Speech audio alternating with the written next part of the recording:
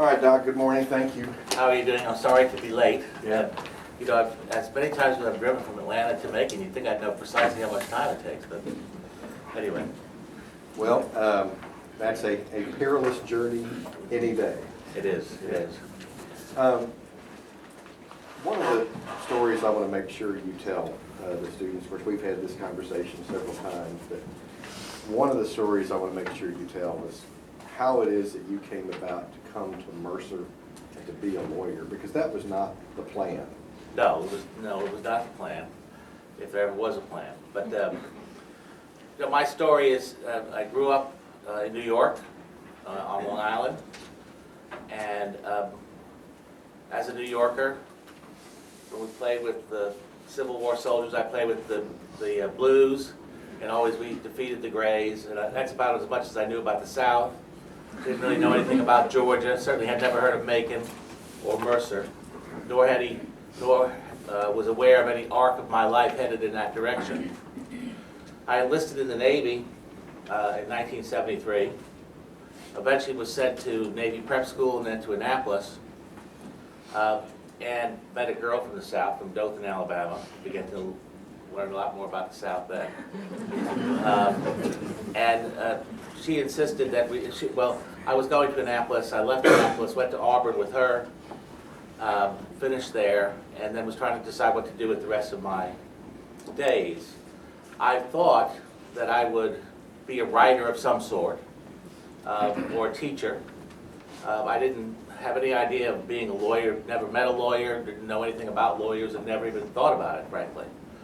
And then in my last semester, or quarter, I guess, at Auburn, I was waiting to register for a French class, and it was a long line, as there always is at Auburn, with lots of people trying to get classes lined up, and was looking through a book of courses and noticed that pre-law had a match for a lot of the things that I had taken. I had accidentally been in pre-law all this time, I came to find out. And I went in there, and rather than registering for a French class, I said, well, tell me what's all about law school? He said, well, it's trains lawyers at 3 years long. It's a very competitive process to get in. And he said, well, what's involved? He said, you got to take a test. What's that? The LSAT. When is that? They said Thursday. I said, all right, can I still register? And they said, yes, you can do that, fine. And so I went from that to going home. By that time, Helen and I were married. It was a quick romance. It's lasted. I don't know why or how, but it has. And I said, Helen, I've went over to register for a French class, but I had decided that I'm going to become a lawyer. And she, of course, thought that I was crazy. And one thing led to another. We took the LSAT, and then there was a law school fair. Didn't know anything about law schools, and applied to various places, all the regular places you could imagine. I wanted to go back to the north, applied to a lot of northern law schools. Helen was not going to let me go back to the north. She insisted that I apply to some southern law schools as well. And I went to this fair, and I met there a guy who was indicative of, I think, the culture of Mercer. But back in those days, and we're talking 1978 now, this guy was a long-haired hippie, had a beard, a friendly fellow. And I ran into, he was the first person I ran into as I went through this tent, and he told me about Mercer. He showed me this booklet, and there was a picture of this building. And if any school ever looked like a law school, this building does, to me, especially to the uninitiated like me. And that was impressive to me. How kind this guy was, and how interested in people he seemed to be, impressed me. Went around and looked at other schools. But what was most impressive to me was that the application fee for Mercer back in 1978, I don't know what it is now, but it was $10. And as a poor person with a wife who didn't know what's going to happen with her husband becoming a lawyer, I couldn't afford much, but I knew that I could always scrape out another $10 and apply to this school that I first learned about for the first time. I did. Shortly thereafter, maybe a month, I got a letter from Mercer. It said that if I would come to Mercer, they would give me a scholarship for 3 years, provided I stayed in the top 25%. I said, what the heck? I mean, I was an okay student. I did okay on the LSAT. But I'm not any rocket scientist or anything. I had a good GPA at Auburn. But I don't think I was anybody's first draft pick. But here Mercer had written this beautiful, warm letter. It was sort of like a carryover of this guy Boston that I met. I said, well, we got to at least go take a look at this place. And so we drove over on Highway 80, got to the door of this building, came in, and I saw Mike Sabbath. And he was much older than me then. I don't know how I got older than him, but I had that reception with Mike. You know, Mike's a beautiful person, but very knowledgeable about the law. Ultimately, took his courses, and I came to believe, for the very first day that I got to Mercer, that I had found a place where I was going to have new vistas open in my mind about the way in which to think as a lawyer, and I was going to do it in an environment where I thought the teachers, the professors were really interested in the students. I found my classmates to be a great deal of fun, and while we were all in competition with each other, I think we had a great relationship, and I ended up having great affection for this school in that very first year. And at the end of that first year, there were all kinds of pressures for me to transfer to somewhere else and go off to various places. And I said, no, Mercer found me, and I'm staying here. And I've kept that promise for however many years now, but that's sort of the long and checkered path that brought me to a career in the law. And then once I got here, really did enjoy the education, and ultimately went to King & Spalding as a summer associate, and have been there now for 34 years. And I want to say something, because I know you won't, and that is, of course, you came here on scholarship, and you paid it back. Yes, I did. I never knew how much it was. I checked on it years later, and it occurred to me that there might be some other woman or man out there in this world that needed to have the hand of Mercer kindness reach out into their lives, and so someone had done it for me. Somebody had paid there was enough of a resource at this school to be able to give a scholarship to me, and I said, well, I went back and said, how much was that scholarship all told that you paid for me? And they told me, I said, well, okay, I will write a check for that and put it into the scholarship fund, and hopefully sort of give it back, pay it back. It's a wonderful gesture. Well, I mean, the whole story is kind of crazy in a way, the checkered path. I call it serendipity. Dwight Davis, who's also a professor here, he's more a faithful guy than me. He sees the hand of God in all of this, but I don't know if I can claim to be that important. But I do think it was a wonderful serendipitous thing of a school, a person in time, and a set of professors that made a difference in how they chose people and how they picked people and who they encouraged. Well, you've been at one law firm your whole career, which is very unusual now. Yep. And the students have done some reading and learned some things about big law firms and the rewards and the challenges of that kind of life. So I'm wondering if you could talk a little bit about your early years at King & Spalding, about how you approached that phase in your career, and how you succeeded. How does one succeed in that kind of an environment? Well, I came to King & Spalding as a summer associate in 1979 when I interviewed, and I went there in 1980. Now, I did not know at the time that King & Spalding had never hired a summer associate from Mercer. I simply believed that because I saw Judge Bell's portrait out there in the lobby and Bob Steed's and others, that there was a great connection between Mercer and King & Spalding. And I went to King & Spalding and interviewed there with absolute confidence that they should hire me. Looking back on it now, it's absurd that I was sort of looked like a bandit, had a big mustache, even though I'm bald as a cue ball now. I actually had hair back in those days. The picture of the 81 class is hanging on the wall. Yeah. He's right. I looked like a bandito of some sort, but during that summer, I wore a white suit often with a dark shirt and a white tie because I thought it was looking kind of sharp, but no one else at the firm did. And I came to find out 4 or 5 years later that this attire that I wore that summer was quite the issue and that I barely squeaked by to get an offer as a permanent lawyer. Although that wasn't my perspective, I couldn't believe that. When I found it, I said, "What? There was something about my outfit? You kidding me?" And they said, "Oh yeah, Doc, there was something about your outfit. I mean, nobody else wore a white suit with a dark shirt." And I said, "Well, the news anchors did, but that wasn't the image they were seeking." But it tells me that was something that tells me a grain of truth about your question, which is that I sort of had blinders on, was sitting there doing my work and didn't think anything else mattered.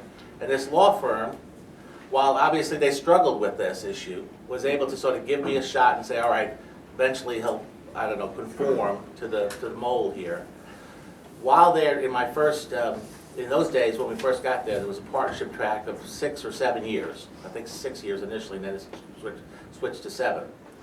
And in those days, the law firm model was that if you came to that firm, if you were selected for that firm, and you worked hard, did good work, didn't do anything dramatically wrong, you generally should be elected a partner at the end of that time. Most of the people that were selected, that was lasted that long, would be made a partner at that law firm. That model has changed over time, as the law firm model has gotten, in one respect, bigger, and in other respects, there's lots more of lateral movement between partners and associates and firms generally. But to succeed, you needed to be in demand. Your clients had to think that you were adding value and trying to solve their problems. Your partners that you work with had to know that if they had a tough brief on some tough issue, that they could hand it to you. And while I might get it in there right near the deadline, I might not give them more than a day and a half to review it, when they got it, it was going to be a doggone good brief. Because I poured heart and soul into it. I looked at every brief as if it was, you know, some classic thing that needed to be written so well. I just drove myself that way. That's how I was driven here at Mercer. I had the sense that you needed every time out to try to be excellent, and I did. And so I became not that I achieved excellence there, but I certainly was trying every time. And I think that the partners that I worked with knew that I was somebody that you could rely on, therefore they gave additional work, and you progressed and succeeded in that way. Now, I worked a tremendous amount of hours, probably on average 2,800 hours a year at billable. Nuts. But I was so focused, you know, now, last year, for example, I billed 1,500 hours. I feel like I've been on vacation. By comparison, what the heck is 1,500 hours? That's easy. 2,700 hours is very difficult. But it wasn't, at the time, it wasn't difficult for me, and frankly, for you all, when you get in the mix of something big that you're into, and you're fighting, you're working on somebody's cause, the hours and the time go by. I mean, there's not enough hours for you to have to be able to do all the things that you want to do. It would be maybe hard to believe that, but you will get in matters that will become so much of a part of your spirit and soul and who you are, what you want to accomplish, that time just flies. And I think if you have that quality in your work and in your makeup, you will succeed, not only at King & Spalding, but anywhere. Now, I know in the past you've been careful to describe your approach to this. You weren't some cog in some big machine where you were, you know, answering to, you know, the man. You looked on yourself as the lawyer for the client. I did, right? And I think that's a very important thing for us all, is that if we're working with any kind of lawyer, even if you're working now part-time and helping the lawyer, that you think of the client as your client. And think of yourself as in charge, making suggestions. I've always thought that I've been in charge of my own life, and I've run my life that way. Even at King & Spalding, right from the beginning, I think King & Spalding had the model that people did that. I had the benefit of coming up with and working with some of the all-time great lawyers, and I'm not just saying in Georgia, I mean in the country, with Griffin Bell, who was a graduate of Mercer Law School in 1948, and a president of the American College of Trial Lawyers. Frank Jones, who graduated here in 1950, and was renowned throughout the country as probably the best technical lawyer I mean, when Frank Jones would get up and argue before a court, you couldn't hear a pin drop. Everybody deferred to him. He knew the law and the facts intimately. I saw what his preparation was just amazing. Ruth West, who was the first female partner at King & Spalding, who was one of the people that recruited me, was a bond lawyer, well respected all throughout Georgia, had the opportunity to work with her. My buddy Dwight, who was a year behind me at Mercer, but he has never been behind me since, worked with him, had the opportunity to be challenged by him, a hard-driving guy who was always trying to be the best that he could be. That helped to drive you. But I always felt coming into the firm, and I believed, and I tell people this now, you got to look at yourself as part of the fabric of the firm, by the fabric of whatever you're doing, and that you are in charge and you make a difference, that you're not there just to write a memo on what the dog bite law is in Georgia. That you're there to figure out how to get your client the relief the client is looking for. And is this memo the last thing that needs to be done? What other ideas? To think about it as if there's no other lawyer in the world but you for that client. If you have that attitude, you find yourself, you really will be thinking hard about things. You'll find it to be more rewarding.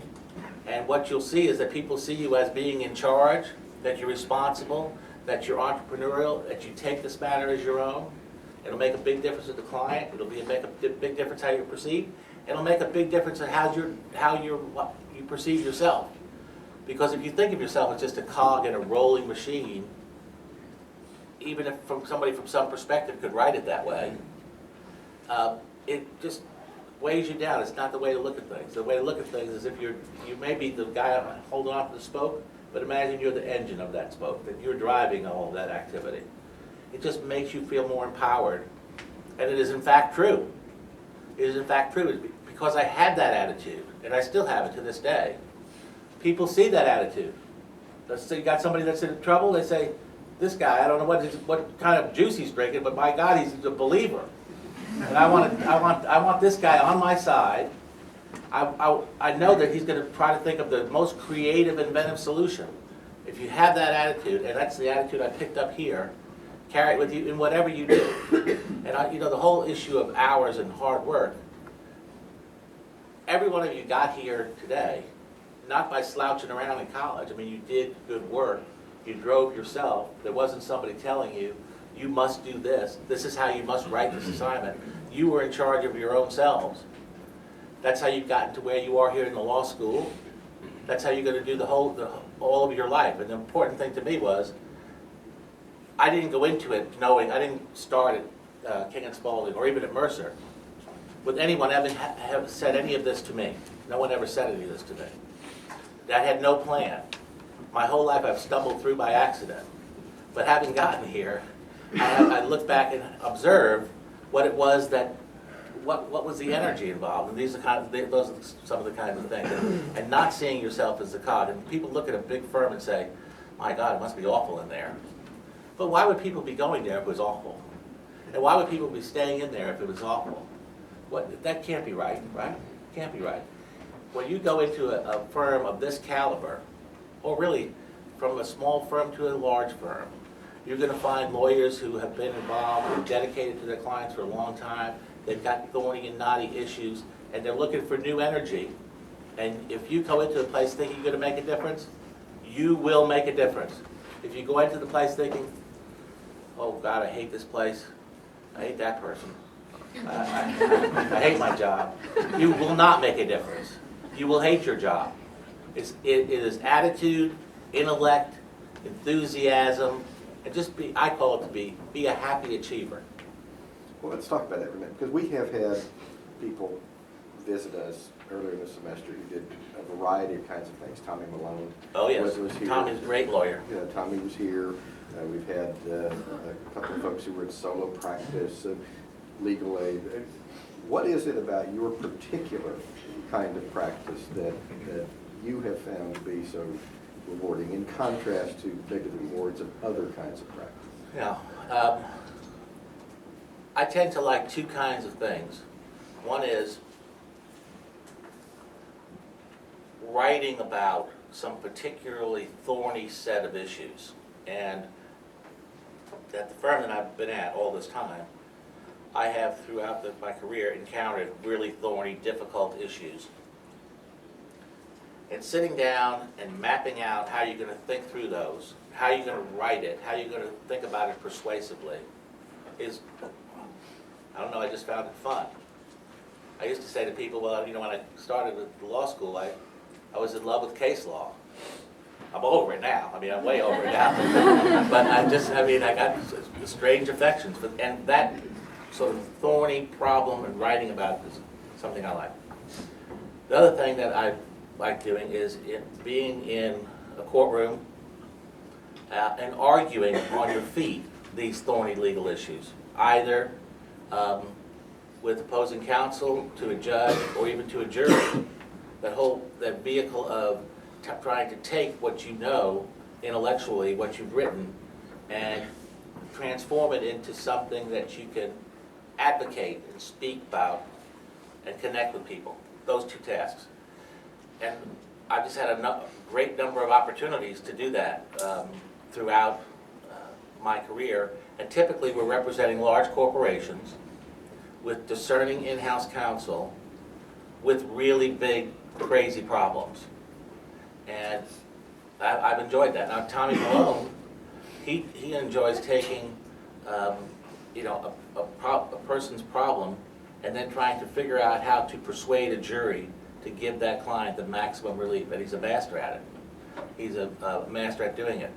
I've not sat down, I would not question Tommy's ability to do this, but I haven't sat down and talked to him about whether or not he likes to spend hours and hours writing briefs. But what I know he likes to do is he likes to persuade people of the justness of some poor client's cause. Which I've had some cases like that too.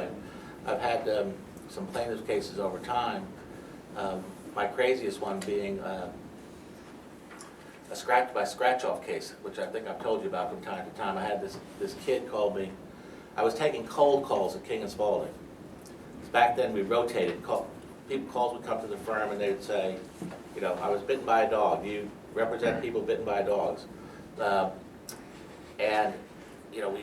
Somebody at King and Spalding would answer the call. The rotation came to me. This kid called, answered the phone. I answered the phone. The kid said, kid, 23 years old. He says, I discovered this scratch-off game in a grocery store. The prize is $5,000. I figured out how to scratch off the cards so that each card is a winning card, and I've got 4,000 of the cards. I said, 4,000 times 5, 20 million. I said, yes, tell me more. He said he has another lawyer, and he's already been to the news media and told them that he's broken the code on this game. I said, well, come and talk with me. Let me see if I can't get my partners here to give me permission to handle this case, because the kid's not going to be able to pay King and Spalding fees. Ultimately got to a contingent fee agreement with me. I got that approved by the firm. We let the other lawyer hit the road. I said we should have never, ever gone to the television station to talk about this. But now that you've done, the company that sponsored the game, which was Beatrice, that owned all kinds of consumer products, wanted to have a meeting. We did. He demonstrated that he could in fact crack the code on this game. The case ultimately lasted 2 years. It was a crazy, crazy case. We ended up suing for, not for 20 million, but 60 million under the unfair practices case, because they took a full-page ad in the New York Times, the USA Today, and other papers and canceled this game. And I thought they were going to cancel once they saw that he could do this. And so I put back on my Mercer thinking cap and began to say, what could I do if they're going to cancel this game? Before they revoke this offer, I need to do something to effectuate acceptance. Because my argument was going to be that this game was a contract between consumers to see the game and the advertising and to play the game, and that they had to pay the consideration because we did what they wanted to do by seeing their advertising. And I began to ponder on the mailbox rule. And you all recall that if you got your acceptance in the mail before the offer was revoked, the contract was formed. And so, after this kid told me about that he cracked the code on this and showed the company that he did, and I could see precisely what they were going to do next, I told him to go home and get as many people as he could and scratch off as many of those cards as he could and get as many of those cards in the mail and to film this. And back in the day, we didn't have like a little iPhone. We had the gigantic, camera like this, CBS News. And he eventually did film that and within like 5 minutes after he was filming, putting his first box of $4 million worth of game cards into the mail, they canceled the game. It turned out that that was the move that prevented them from getting summary judgment, enabled me to argue that they had acted had committed an unfair trade practice. It was crazy. All of which goes to show, I think that was the key thing about it was sort of being creative, trying to think of a way around the problem. And this was for this 23-year-old soap salesman who then became my friend for the rest of my life. It still is, and it's crazy. But we ultimately did settle on confidential terms, and it was quite a fun case. But creativity, thinking about a problem, the client's problem, making the client's problem yours, and then having the privilege of it, you get to decide. If this is your problem, your mission, go for it. I want to switch gears. Okay. And I want you to talk a little bit about your avocation. The students have read your essay in the book that you edited with Judge Duffy. Yes. So they know you are a singer-songwriter. Yes, I am. I suppose I am a singer-songwriter. I'm glad that I didn't discover that until I was an established lawyer. I think the romance would have ended. I think Helen would have hit the road. I used to tell her about being a lawyer. I'd say that I'm going to be just like Perry Mason, I believe, Helen. And she'd say, then she tells me that over the years, the only thing that I've ever done that remotely resembles Perry Mason was to get as big as Raymond Burr. but very mean. But when I was young, we grew up in the singer-songwriter period. I was born in '54.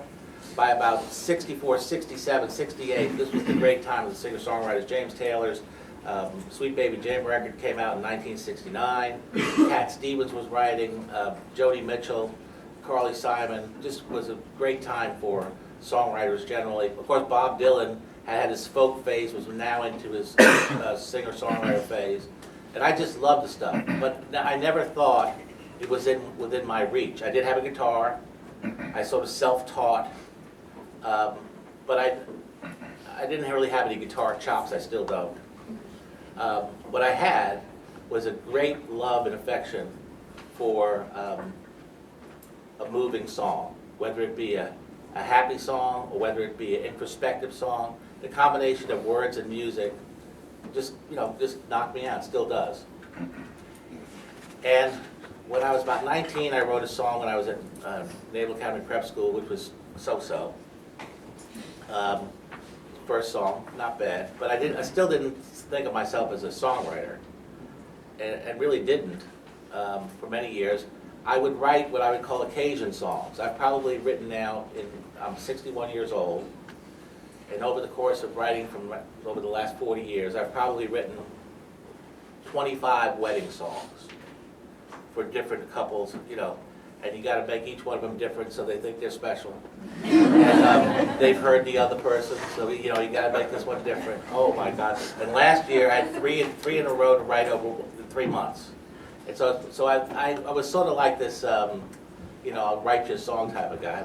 Still not a songwriter, until about 1992 when you read in the book that Judge Duffy. He wasn't Judge Duffy at the time, although he acted like Judge Duffy even then. Oh my God, this is filmed, isn't it? Bill, I'm sorry. But he told me that his father had given him a 1968 Martin guitar. I never had any good guitar at all.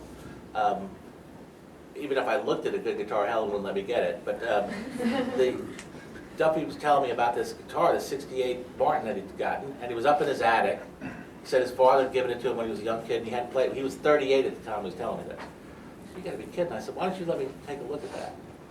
It was fine. I borrowed it. And as he tells it, 6 years later, he had to send, repossession to the house and get the thing back.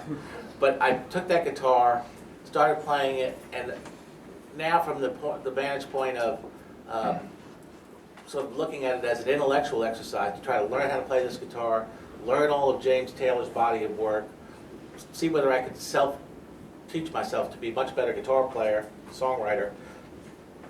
I did, and I just went crazy. I started writing at least a song or two a month. I would record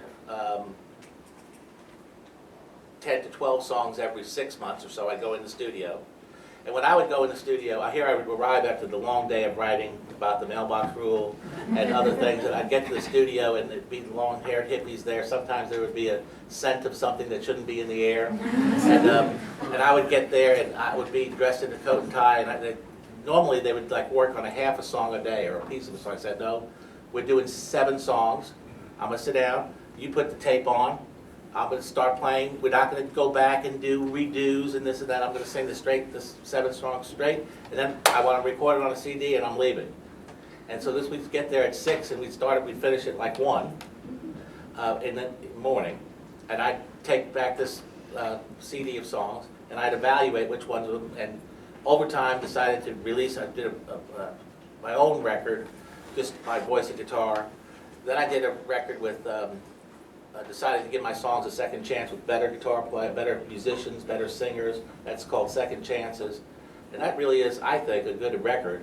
It's produced by a guy who was, for 17 years, in Foreigner, also played with Billy Joel. He produces half of the record. And then there's a guy who did Mark Cohn's Walking to Memphis, who produces 6 of the songs on there.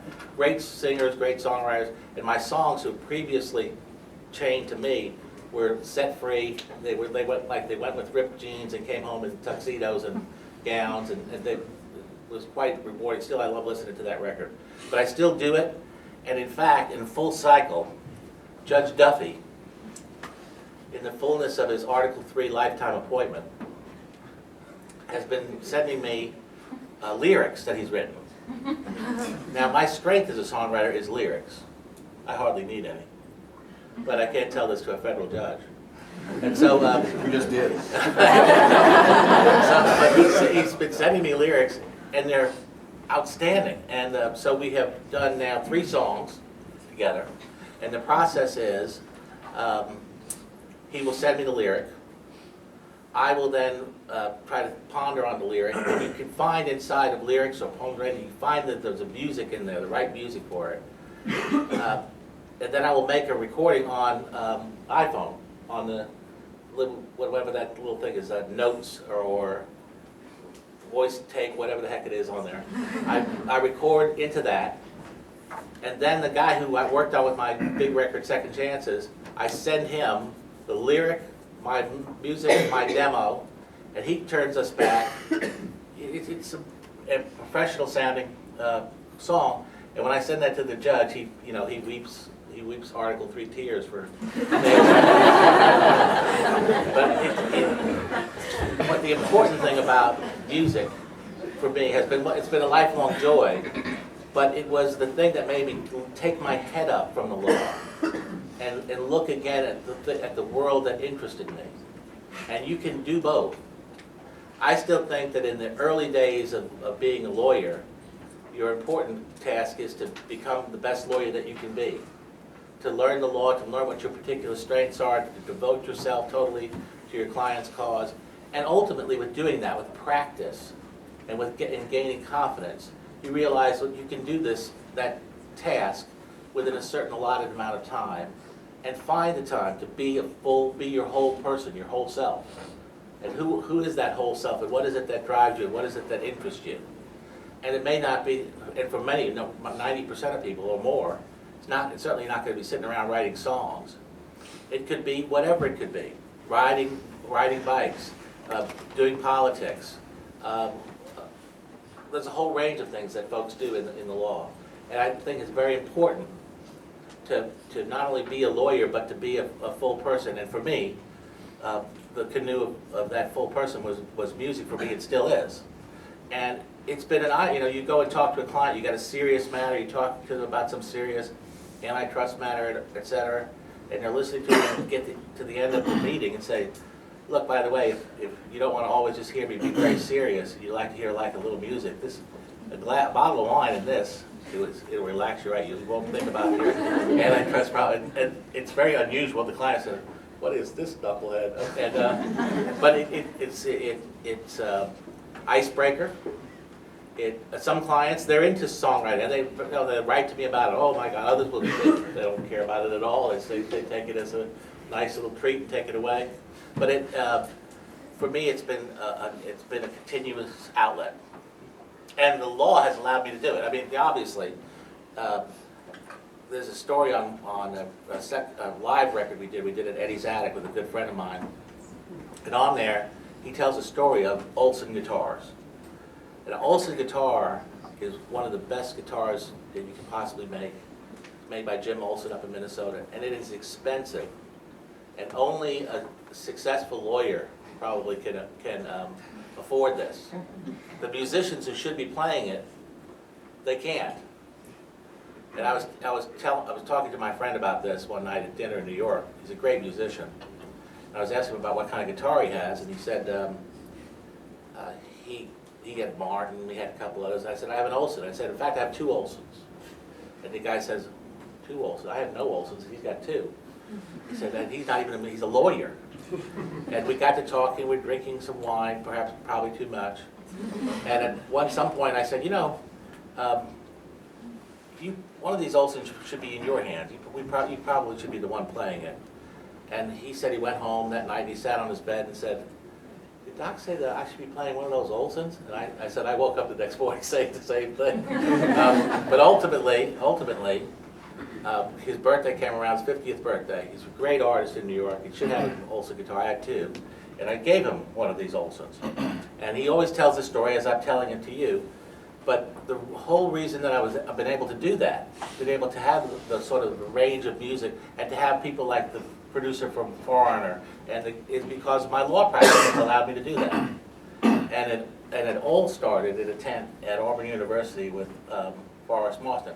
If I had thought, if I knew at 19 that I could write as good a song as I think I can write now at 60, if I knew it at 19, my God, I might have been up sitting on a soapbox out there singing right now, making about 10 cents. And Helen would have long ago left me for somebody with hair. So your whole life can change, but music's been a key part. Doc, I want to make sure we've got time for the students. So let me turn this over to the students, see what questions Sure. you've got. Fire away. For Doc. Good morning. Good morning. Well, first of all, I'm amazed that something that I learned will help me with the case one day, such as the mailbox rule. Exactly. I totally agree with you. In that regard, 3 years ago I had to take the Florida bar because I have a lot of cases in Florida. And so at 58 years old, I'm in the room with all the young kids taking the Florida bar. They're looking at me like, hey, Pop, first time? I said, yeah, first time. But to take the bar exam, I took the Barbary course again and realized, holy moly, the amount of stuff we learned in law school. It is unbelievable. And while you may walk around saying, oh, what did I learn in law school? It's a tremendous amount. And a little grain like that, the mailbox rule, stuck that Professor Strasser, who taught one day down in that classroom teaching me about contracts in the mailbox rule. And when this kid started telling me about, and I started thinking, they're going to revoke this offer. Holy moly, the mailbox rule, I got to accept this thing. You're exactly right. So some grain may be back there, may make the difference. Right. But my question is, how do you maintain your enthusiasm, and were you able to maintain the same enthusiasm while you were in law school? It's a very good question. Yes, I was able to, but I'm like terminally positive or something. I'm like the ultimate optimist. I loved law school, and when I said I fell in love with case law, I wasn't kidding. when I decided I was going to do this pre-law thing, I took a course at Auburn on constitutional law and read a book by Anthony Lewis, which described the history of the case of Gideon versus Wainwright. That was a case that went up to the U.S. Supreme Court and decided for the first time that someone threatened with incarceration for more than a year had the right to counsel under the Sixth Amendment of the Constitution. Reading that case, seeing the cases cited, etc., I loved it. So that's one of the reasons that my message a moment ago is, love what you're doing. Love the moment, be in the present moment. It's hard, you know, when you in there and you say, now it's finals week, and you got to say, oh, I got to, do something to challenge yourself. What I challenge people to do is say, look at the law that you've just learned, write a little something about it, but talk to somebody who cares, and you try to convey to them what it is that you learned. Because you'll speak it. If you will try to convey in words what you think you've just learned, you'll be teaching yourself. People used to say that they used to think I was kind of crazy back in law school. I still do, because I would have little groups of 6 and 7 people, and I said, hey, let's get in here and talk about constitutional law. Let's talk about, we're getting ready for this exam. Let's talk about the Equal Protection Clause, and over-inclusivity and under-inclusivity, and the rational relationship test, strict relationship test, middle scrutiny. Let's talk about the elements of those and walk through them, so let's see if we all have an understanding of the Equal Protection Clause. People thought this was generous sharing on my part. No, it was not. What it was that was the way I learned. If I could talk to people about it and tell them about it, my God, when I took the test, I would know all kind of things. I encourage you to do that.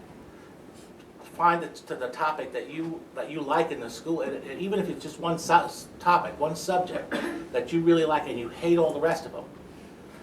The love that you feel for that one topic, your fluency in that one topic, I think will just sort of give you confidence in the rest of it and make you enthusiastic. To find the thing that connects with you, I think is the way to try to be enthusiastic. Now, there have been times I've been writing briefs, and even here, when I was writing papers for law review, and editing papers for law review. Oh, I hated that. I tried to be enthusiastic about it. I wasn't. But there's moments where you say, oh, will this ever end? Why did I even pick this? But I think you got to shake past those moments, pick the thing that you really like. Of all the things in law school, all the courses you took, what is the one that you really connect with, and master it? Because it just makes you feel empowered, enthusiastic about some aspect of it, and makes you feel better about all the rest. Thank you. Yeah. Two-part question for you. Okay. One, I would think of myself as a bow tie lover as well. Best company for bow ties. Yeah, best company for bow ties. I mean, like, where did this come from? Yes, sir. This particular one comes from Paul Stewart, an English company. I found it in a store when I was in New York. But the best one is Vermont Bow Ties. Have you seen this online? Yes, sir. They got all kinds of great stuff. I will tell you, I just learned to tie a bow tie last year. I'm serious. I decided that I turned 60. I said it's ridiculous that you can't tie a bow tie. I was never able to. I always had to buy the clip-ons, and I was just a phony, and I needed to get it done. So I went online, looked at YouTube, and this guy teaches you, and you can't, and you feel like you can't do anything, and then finally it hits you. It's like tying a shoe, only way harder. So now, once a week, I wear a bow tie to keep my game. And second part of the question, would you be willing to sing a song for us? Yeah. Absolutely, but I don't have my guitar. It's okay. Come on, Titus, help me out.